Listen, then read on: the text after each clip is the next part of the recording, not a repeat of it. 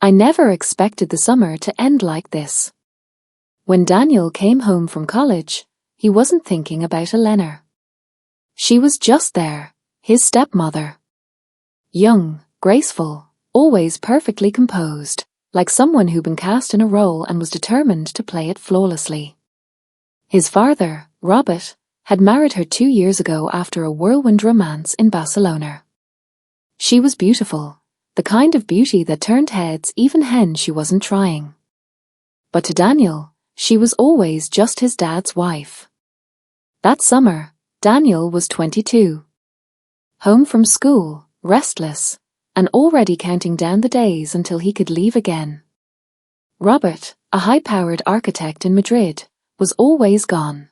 Meetings, site visits, weekend retreats. Eleanor stayed behind, keeping the house running, smiling through dinners, asking about his classes like she was checking off a script. At first, they barely talked beyond pleasantries. Then, one evening, something shifted. They were both in the kitchen. Eleanor was stirring pasta sauce, barefoot in a pale blue dress. "Your father's delayed again," she said, her voice softer than usual.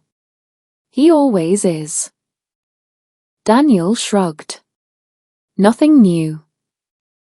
She looked at him for a second too long. "Sometimes, I forget what it's like to talk to someone who's actually here." That night, they had dinner alone. Then another night. And another. Their conversations grew deeper, about books, travel, regrets. She laughed more easily. He started to notice things, how she fiddled with her ring when she was nervous, the way her eyes lingered when he spoke. Then came that Friday night. A storm had rolled in. The house was quiet except for the rain tapping the windows. Eleanor brought out a bottle of red wine. "Just one glass," as she said, pouring it with a smile. One turned into 3. They sat on the couch, talking about everything and nothing. Eleanor admitted she missed painting. "Before Robert, I used to travel for inspiration. Paris, Rome. Now I can barely leave this house." Her voice cracked a little when she said it. "Sometimes I wonder if this life I chose is really mine at all." Daniel hesitated, but something in her tone unlocked something in him too. He confessed how lost he felt, how he didn't know who he was supposed to be anymore, especially in this house where everything felt too perfect and too fake. They sat in silence. Her hand brushed his. It stayed there. He should have pulled away. But he didn't. What happened next unraveled faster than either of them could have predicted. It was clumsy, quiet, electric. When he woke the next morning, sunlight slicing through the curtains, the weight of it all hit him like a stone. Eleanor lay beside him, her back turned, the sheet clinging to her bare shoulder. His heart thundered. He slipped out of bed, dressed quickly, trying not to look back. The guilt already burned. When she came into the kitchen later, she looked pale. They didn't speak for a long moment until she finally said, "We can't talk about this. Ever." Daniel nodded, even though every cell in his body screamed for more clarity, more explanation. But there wasn't any. He left the room, the silence between them growing heavier by the day. Weeks passed. Eleanor avoided him. Barely a glance in his direction. He buried himself in distractions, late nights out, extra shifts at the local cafe.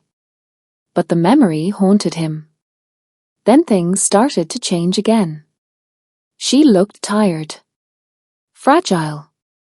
He caught her pressing her palm to her stomach. Once, he saw her crying in the hallway, wiping her face quickly before disappearing into her room. Then one morning, while cleaning the kitchen, he saw it, a pregnancy test box in the bin. Positive. The world tilted. Eleanor walked in just as he pulled the box from the trash. Her face went white. "Leo," she whispered. "You weren't supposed to see that." His throat was dry. "Is it?" She nodded slowly. "Your father and I haven't, in months." The words hit like a slap. She didn't have to say more. He felt dizzy. "Are you keeping it?" "I don't know," she said, her voice breaking. "If I do, we're tied to this forever." Daniel didn't speak. He couldn't. She looked at him with glassy eyes. "Maybe you should leave. Go back early. Clear your head." It felt like a dismissal. A goodbye. But also a shield. She was protecting him, even now.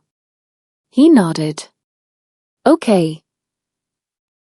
He left 2 days later. Didn't say goodbye beyond a note left on the counter. But even as the train pulled away from the city, he knew something had changed in him. The truth couldn't be buried. Not really. It was a seed planted in silence, growing in darkness, waiting to be acknowledged. And some things, they don't fade. They echo.